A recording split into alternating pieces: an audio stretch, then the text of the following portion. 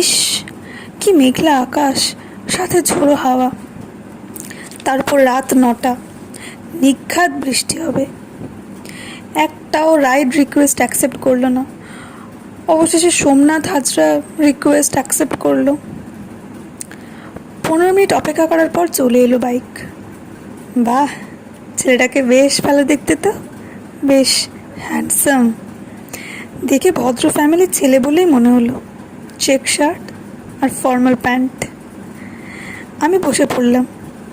আহা, কি সুন্দর আবহাওয়া, শুধুই চারিদিকে রোম্যান্টিক হাওয়া।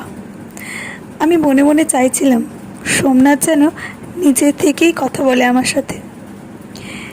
একটু পর সত্যিই বেশ কথা জমছিল আমাদের মধ্যে। কিন্তু আমি মনে মনে ভাবলাম, এমন সুন্দর ওয়েদার, এত সুন্দর রাত, কোথায় বয়ফ্রেন্ডের সাথে নাইট রাইড করব, শেষে কিনা উবের ড্রাইভার। যাই হোক, কী আর করার। অবশেষে বাড়ি চলে এলো। বিদ্যুৎ আর ঝোড়ো হাওয়ার দাপটও পাল্লা দিয়ে বাড়তে লাগলো। এই বৃষ্টি শুরু হলো বলেই সোমনাথ কেন জানি বারবার আমাকে বলছিল অনলাইন পেমেন্টের জন্য, আর আমি তা প্রত্যাখ্যান করেই ক্যাশেই দিয়ে দিলাম।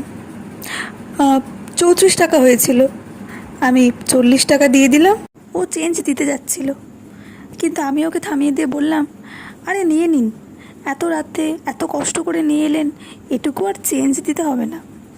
ঝমঝমিয়ে বৃষ্টি শুরু হলো। সে কি একটা বলতে যাবে, আমি বাধা দিয়ে বললাম, যান দাদা, এই বেলা তাড়াতাড়ি এগুন। বাড়ি ঢুকতেই কেমন একটা আফসোস হচ্ছিল, কেন যে অনলাইন পেমেন্ট করলাম না, তাও একটা কন্ট্যাক্ট করতে পারতাম। যা, সবে আমার শুকনো জীবনে বৃষ্টি নেমেছিল, নিজের দোষেই তা আবার ফিরে গেল।